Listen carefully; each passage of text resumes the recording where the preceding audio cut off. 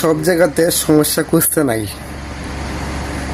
যখন তারেক রহমানের গাড়ির পিছিয়ে ছাত্র দলের রাকিব ভাই দৌড়ে তখন আপনাদের সমস্যা। যখন তারেক রহমানের গাড়ির সামনেটা আবিদ ভাই দৌড়ে তখনও সমস্যা। কেন ভাই, কিসের তো সমস্যা আপনাদের?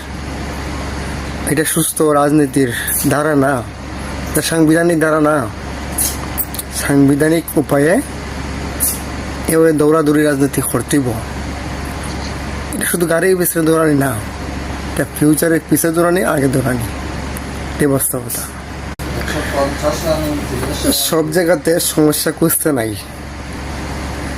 যখন তারেক রহমানের গাড়ির পিছিয়ে ছাত্র দলের রাকিব ভাই দৌড়ে তখন আপনাদের সমস্যা। যখন তারেক রহমানের গাড়ির সামনেটা আবিদ ভাই দৌড়ে তখনও সমস্যা। কেন ভাই, কিসের তো সমস্যা আপনাদের? এটা সুস্থ রাজনীতির ধারা না, এটা সাংবিধানিক ধারা না।